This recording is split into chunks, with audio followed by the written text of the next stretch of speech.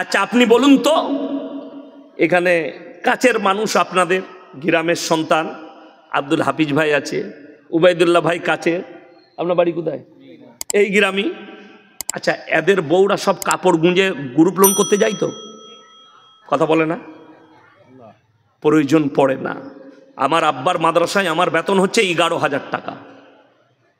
আমি চ্যালেঞ্জ ছুড়ে বলে গেলাম, গলসি আপনার কাছে, পানাগড় আপনার কাছে, পানাগড় থেকে 17 কিলোমিটার আমার বাড়ি। সবাই মোবাইলে যেমন আপনারা চিনেন, আমাকে সবাই চিনে। বর্ধমান টাউন থেকে গলসি বাজার পর্যন্ত একটা দোকানি যদি বলতে পারে ইয়াসিন সাহেবের স্ত্রী বোরকা পরে এসে একটা রুমাল কিনেছে, আমি আর সমাজের বুকে কোনোদিন কথা বলবো না। এটা আল্লাহর কসম খেয়ে এই জমিনে বলে গেলাম, চ্যালেঞ্জ এটা। আপনি প্রমাণ করিয়ে দিতে পারলে আমি সেই দিন থেকে সমাজের বুকে স্টেজে উঠবো না, আমি তালাক দিয়ে দেবো এই সমাজকে। আর আমি মাইকের সামনে আসবো না, এই মিডিয়ার সামনে আসবো না, আমি লুকিয়ে যাব, মাদ্রাসায় পড়াবো, ব্যবসা করে খাবো। চ্যালেঞ্জ দিলাম। অথচ বড় কষ্ট লাগে যদি বলেন ইমামের বরকত কি করে? রাসূল আকরাম সাল্লাল্লাহু আলাইহি সাল্লামের হাদিস, আল্লাহর রাস্তায় দিনের পথে যারা থাকবে আল্লাহ মৃত্যুকাল পর্যন্ত ইজ্জতের রুজি দান করবেন। জোরে বলুন সুবহানাল্লাহ। একটা ইমাম 6000 বেতন পায়, আর আপনি খালি এইখান থেকে জালালনগর থেকে ইলেমবাজার টোটো চালাচ্ছেন, সারা দিনে 700 টাকা রোজগার করছেন, 3 7 21,000। তারপরও আপনার বউকে বরকত নেই, রাস্তায় বার করেছেন গ্রুপ লোন নিয়ে আয়। তার মানে জানতে হবে তোমার কাছে দিন না থাকার কারণে, আল্লাহর রাস্তায় না থাকার কারণে তোমার টাকার মধ্যে বরকত নাই। অবাক লাগে মুসলমান সুদকে কি করে হালাল করে নিল। আপনারা বলুন মদ হারাম না হালাল? কথা বলে না? হারাম, স্পর্শ করা হারাম। আর আপনাকে দেখিয়ে দেবো এই ইলেমবাজার থানায় মুসলমান হারামখোর মদও খাচ্ছে, মদ বিক্রিও করছে। চলুন আপনি হাই রোডের উপরে হোটেলে, আপনাকে দেখিয়ে দেবো। ঠিক বললাম না ভুল বললাম? আপনি চাপুন ইলেমবাজার থেকে সিউড়ির দিকে, আমি কয়েকটা হোটেল মুসলিমদের দেখিয়ে দেবো হারামখোর রাতের বেলায় চোখ লাল করে বসে আছে, মানে 1 বোতল চালাইছে আর 15 বোতল বেচছে। হ্যাঁ, এইটা কত কষ্টের, আপনি অবাক হবেন। এই রোডে চাপুন, এটা 34 নম্বর জাতীয় সড়কে গিয়ে ঠেকছে, এটা হচ্ছে 60 নম্বর জাতীয় সড়ক 60, পানাগড় টু মোরগ্রাম। এই রোডে চাপবেন, আপনি চলে যান মোরগ্রামে উঠে ডাইনে ভেঙে যাবেন, বাঁয়ে মালদা, ডাইনে বহরমপুর। আপনি ওখান থেকে 17 কিলোমিটার যাবেন, পলসন্ডার মোড়। ওই মোড়ের কাছে একটা হোটেল আছে, পাপ্পুদা ধাবা, হিন্দুদের পাঞ্জাবিদের হোটেল, মাথায় পাগড়ি, মুখে দাড়ি। হোটেলে 3টে বোর্ড লাগানো আছে, 3টেই মুসলমানদের ইমান বাঁচানো। নাম্বার 1 মদ বিক্রি নিষেধ, নাম্বার 2 মদ পান করা নিষেধ, নাম্বার 3 নো স্মোকিং, ধূমপান নিষেধ। তারা জানে আমরা যেখানটায় ব্যবসা করছি 70% মুসলমান, অর্থাৎ মুসলমানের জন্য মদ স্পর্শ করা হারাম, যার কারণে আমাদের মদ বিক্রি চলবে না। তার হোটেলে ভিড়। আমি রাত্রে দাঁড়াই, কালকেই রাত্রে আমি জলসা করব ডোমকলে, তারপরের জলসা আমার একবারই কিষানগঞ্জের কাছে। আমি রাত্রেই মালদা চলে যাব, ওর হোটেলে দাঁড়িয়ে আমি কফি খাই, চা খাই। জানেন আলেমদিকে কত শ্রদ্ধা করে, একটা দাড়িওয়ালা মুসলিমকে কতটা শ্রদ্ধা করে। কাগজের গ্লাসে জল দেয়, ভাঁড়েতে চা দেয়। কি বলে জানেন? अरे आप लोग मौलवी लोग तो बड़ा पवित्र होते हैं, आप लोग हराम नहीं खाते, हराम खाने वाले के झूठा भी नहीं खाते। তো আপনার ধর্মের প্রতি কতটা রিসপেক্ট আছে তার। অথচ আপনি মুসলিম, আপনি জানেন হারাম, তারপরও হারাম খাচ্ছেন। আমার বন্ধুগণ, আমার ভাই, আমি অনুরোধ করে বলে যাচ্ছি, হারামটাকে ত্যাগ করুন, হালাল ধরুন। এই আলেমদিকে আল্লাহ ইজ্জত এমনি দেয়নি। আমরা ব্যবসা করতে পারি না, এই মসজিদের ইমামরা ব্যবসা করতে পারে না, কিন্তু তোমার মতো চিটিংবাজি করতে পারবে না বলে ব্যবসা করে না। আপনি আপনাদের ইলেমবাজারে হাট আছে, এক একটা পাইকারকে দেখবেন এত বড় আল্লাহর ওলি, কি বুঝলেন, বলে গরুটা 28,000 টাকা দাম। না গো, ওটা 22-এ হবে না। হারামখোর সে কঞ্চিটা নিয়ে গেছে, কঞ্চি করে মসজিদ দেখে দিয়ে বলছে মসজিদে দাঁড়িয়ে বলছি। কত বড় হারামখোর, মিথ্যাবাদী। হ্যাঁ, আমাদের খেতুরে হাটে দেখেছি। ঠিক বললাম না ভুল বললাম? আরে আমি নিজে ইলেমবাজার হাটে এইছি, কুরবানির সময় দেখেছি যে এক মালকে আমাকে বলছে মৌলী সাহেব মসজিদ আছে, কসম করে বলছে কিনেছে 18-তে, আর তার পাশের মালটা বলছে ও 15-ই কিনেছে। একদম ঝাড়া কাঁচা মিছে কথা, কি বুঝলেন?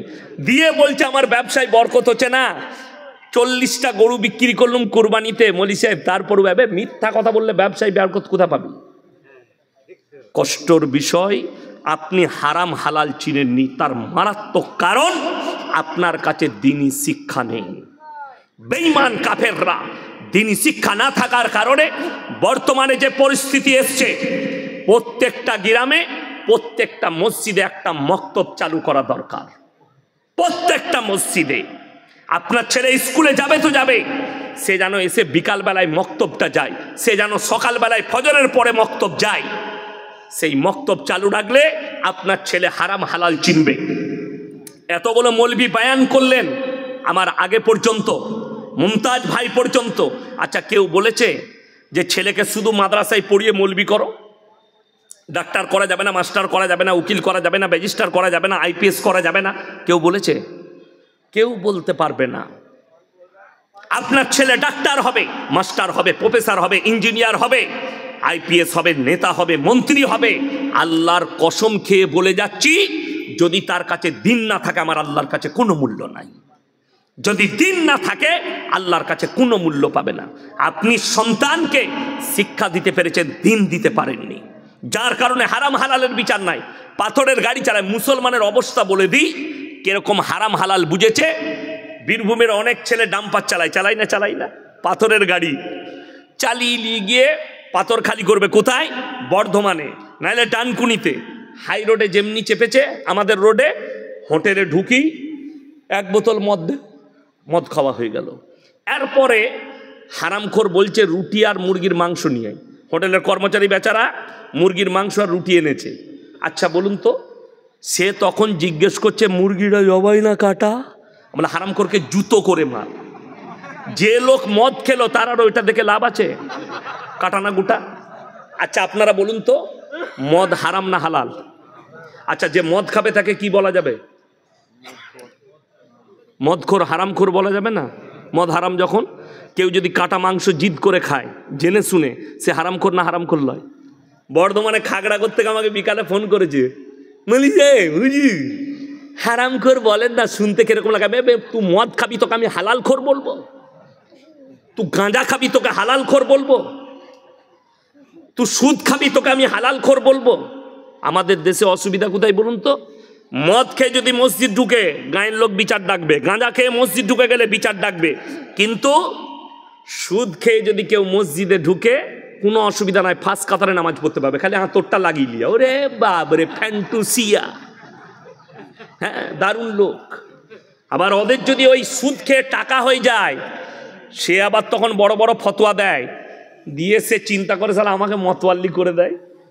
হ্যাঁ, মতওয়াল্লি হবার জন্য কতজন লাপাই জানেন। আর আমি বলে যাচ্ছি, গ্রামে যদি আলেম থাকে তাকে মসজিদের মতওয়াল্লি সেক্রেটারি করুন, সেই হচ্ছে উপযুক্ত। তার টাকা থাক আর না থাক, সে আলেম। আমাদের পুরসা মসজিদের সেক্রেটারিকে খোঁজ নিয়ে আসবেন, কে?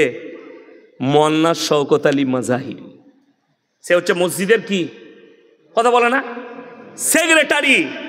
আপনাদের মসজিদের সেক্রেটারি কে? বড় মসজিদে হাসছেন আপনারা এতগুলো আলেম থাকতে?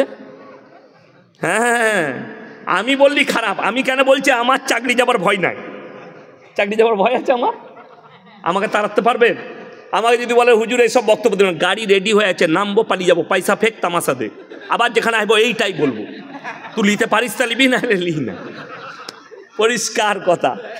এ তো ভাগ্য ভালো, আব্দুল হাফিজ ভাইয়ের নেক নিয়ত, ওই জন্য ডেট পেয়ে গেছে। না, ডেট খালি নাই, বাস্তব কথা বলছি, ডেট খালি নাই, নেক নিয়ত, আর অনেক দিন আগে ডেট বুক করেছেন।